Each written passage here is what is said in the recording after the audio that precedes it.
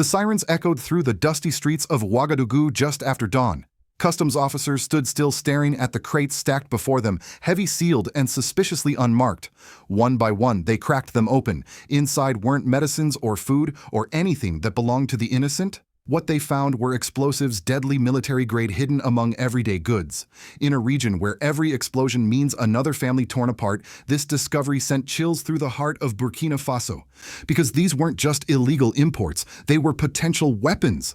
The kind used by insurgents to build improvised explosive devices, the same IEDs that have claimed soldiers, children, and farmers in the Sahel. And as if that wasn't enough, the seizures didn't stop there. Cyanide, illegal pharmaceuticals, cigarettes, packs of narcotics disguised in yellow boxes.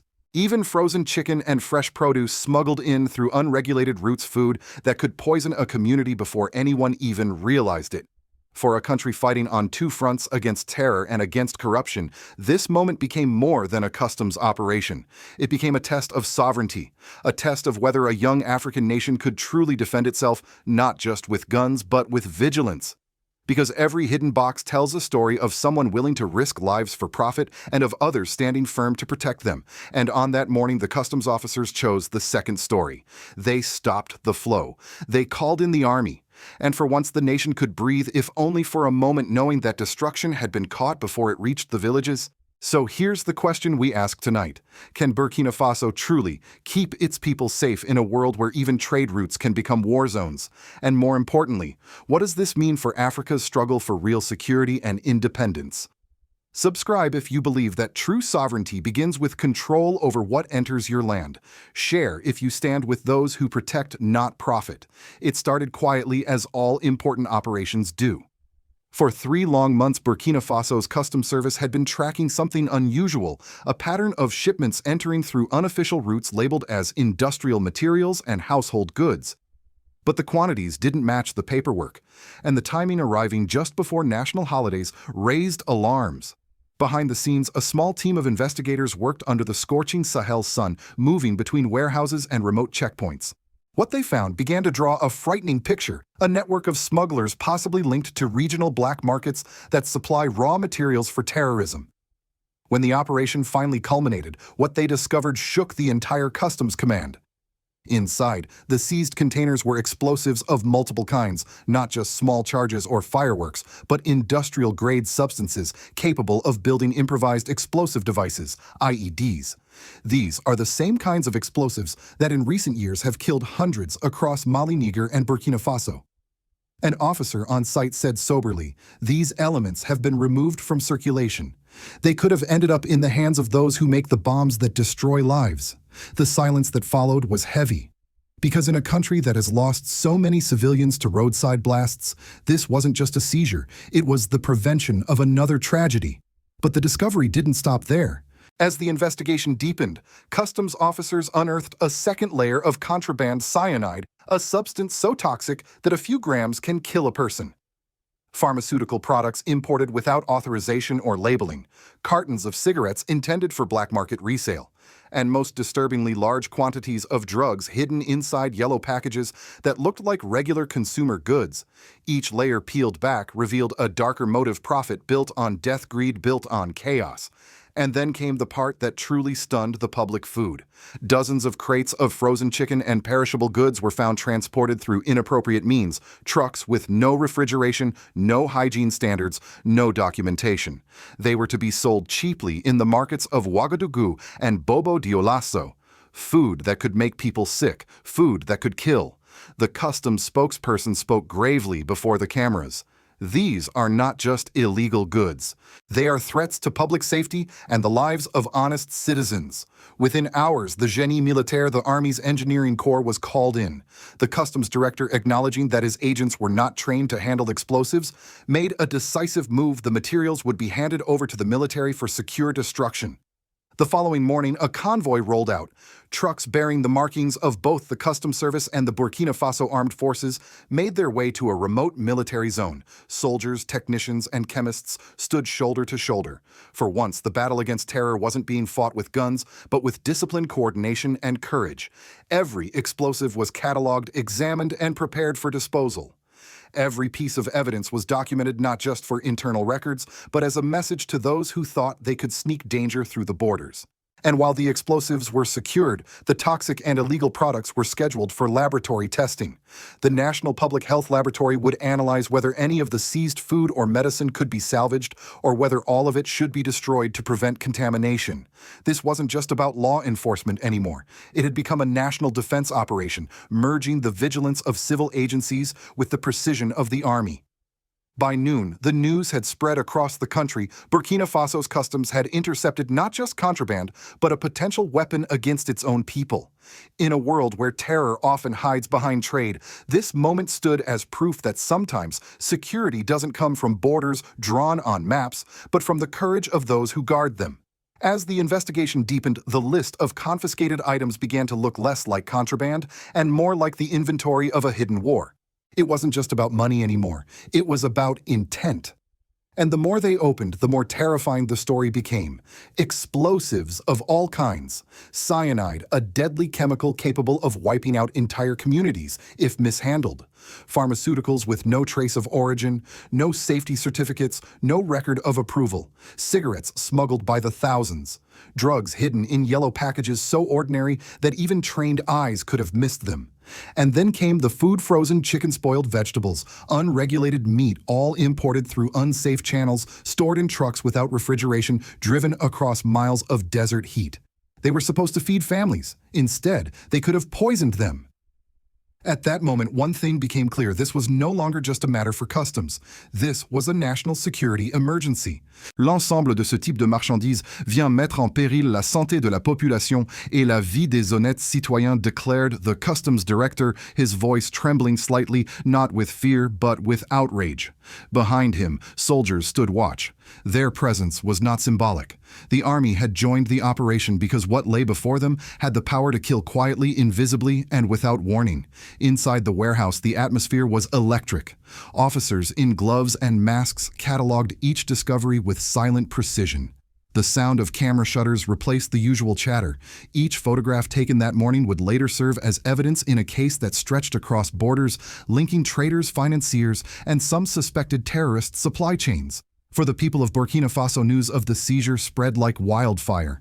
In a country where terrorist attacks had already scarred villages and markets, the revelation felt both terrifying and reassuring.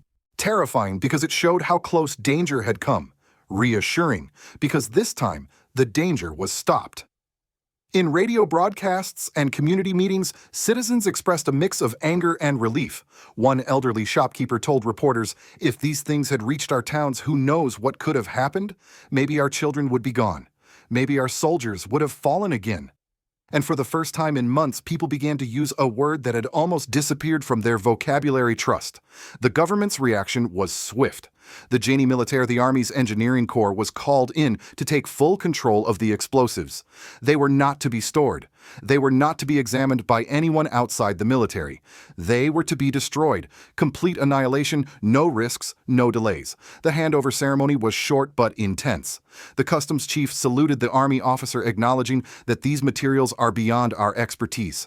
Cameras captured the moment, boxes being loaded into armored trucks, soldiers securing the perimeter, and a convoy heading toward the outskirts of the capital to a classified demolition site. That morning, an officer described the mission simply: "Ce sont des marchandises qui ne peuvent pas être manipulées par tout le monde. Même nous ne sommes pas des experts." It was a rare admission of humility, but also a sign of maturity. The state had learned to rely on cooperation between institutions, between knowledge and force, between civil vigilance and military precision. In a world where nations often collapse because of pride or secrecy, this act of transparent unity became a moment of strength. Still, the discovery ignited debates. On social media, many Burkinabe demanded harsher punishments for the smugglers. Others asked whether foreign entities were involved, if the real masterminds were hiding behind local traders. International observers, too, began to take notice. For security analysts across Africa, this operation marked one of the few examples where a Sahelian nation had preemptively neutralized a terror threat without foreign intervention. It was proof that a country once dismissed as fragile could protect itself through coordination, discipline, and will. That was the true climax, not just the seizure of dangerous goods, but the reawakening of national confidence. When the dust settled and the last truck disappeared down the road, the crowd outside the customs gate erupted in applause. Not for the cameras, not for politics, but for something deeper, the feeling that for once the system had worked. And in a region haunted by betrayal and fear, that feeling alone was revolutionary. In the days that followed, the story of the Great Customs Seizure dominated every conversation, from the cafes of Ouagadougou to the dusty checkpoints near Kaya. But beyond the headlines and the televised reports, something more profound was happening, a shift in public consciousness. For years, many citizens had lived with a quiet resignation, the feeling that corruption and insecurity were simply part of life in the Sahel. Smuggling networks thrived because people believed that no one cared, that the system was too broken to protect them. But this time, the state didn't look away. It acted. And that single act of vigilance began to restore the fragile thread of trust between the people and their institutions. Parents spoke about it to their children. Look, they said, our country is learning to defend itself. Teachers used the incident as a lesson in civic responsibility. And community leaders in rural provinces began to organize neighborhood watch groups inspired by the customs officers who refused to be bought or intimidated. That moral ripple carried political weight. The government, once accused of weakness, now stood a little taller. By choosing to publicize the operation, showing the images of confiscated goods, the soldiers at work, the laboratory analysis, the administration sent a clear message: Burkina Faso was no longer willing to be the silent victim of global trafficking. Dr. Yves Kafondo, head of the health laboratory, voiced what many were thinking when he told his team, Gardez la même vigilance, afin de réduire ce trafic à sa plus simple expression. Keep your vigilance, reduce this traffic to its simplest, weakest form. It wasn't just a medical directive, it was a civic mission statement. And yet the incident also revealed uncomfortable truths. For every crate of explosives seized, how many others had already slipped through the cracks? How many smugglers still operated under protection, hidden behind bureaucratic signatures and political silence? Within Parliament, the opposition demanded transparency, names, arrests, prosecutions. They insisted the public had the right to know who had authorized such dangerous cargo to cross the border in the first place. Meanwhile, government spokesmen emphasized unity, arguing that the real enemy is not each other, it's the chaos that seeks to divide us. That tension between accountability and national solidarity became the defining political test of the moment. It forced the administration to walk a fine line, to be transparent enough to inspire trust, yet strong enough to maintain order. On the civil side, the operation reshaped how citizens viewed their role in national defense. Security was no longer just the army's job, it became everyone's concern. Taxi drivers began reporting suspicious shipments. Market vendors refused to sell unregistered imported goods. Even local radio hosts ran daily segments urging people to check the origin of what they buy. The customs officers, once overlooked bureaucrats, suddenly became symbols of patriotism. Men and women who had risked their lives to protect their country, not from bullets, but from boxes. And in a broader sense, this episode became a mirror of the leadership style promoted by President Ibrahim Traoré, a government of vigilance, not rhetoric, of action, not excuses. To the older generation watching from abroad, it felt like a return to the ideals once carried by Thomas Sankara, the belief that sovereignty begins not with speeches, but with responsibility. By the end of that week, the seized goods had been destroyed. But what remained was far more important: a renewed sense of civic pride and the realization that even small victories, when rooted in integrity, can rebuild a nation's soul. From Washington to Brussels, few people noticed the small press release from Ouagadougou that morning, yet within intelligence circles, it didn't go unnoticed. When a country like Burkina Faso, once written off as fragile, manages to intercept explosives, cyanide, narcotics, and counterfeit pharmaceuticals before they reach the black market, it sends a signal far beyond its borders. To Western analysts, this wasn't just a story about customs, it was a case study in national maturity, a reminder that African nations are learning to enforce their sovereignty in ways that no foreign aid program ever could. For decades, the narrative in Western capitals has been that Africa's security depends on external support, training missions, military bases, humanitarian funding. But this single operation contradicted that assumption. Without a dollar of foreign intervention, without a Western advisor in sight, a local institution acted decisively, coordinated with the army, and dismantled a threat that could have destabilized an entire region. And that made some people uncomfortable. Because every time a nation like Burkina Faso asserts real control over its territory, over its borders, its imports, its safety, it challenges a deeper idea, the dependency model that the global order quietly relies on. When you can protect your people, you no longer need permission. American media rarely covered it, but a few observers did take note. In a quiet policy memo circulated through the State Department, one analyst wrote, "What we're seeing in the Sahel is not just military autonomy, it's administrative independence. These states are beginning to function on their own terms." For older Americans watching from afar, veterans, aid workers, or those who remember the Cold War narratives about African instability, this moment carries a subtle irony.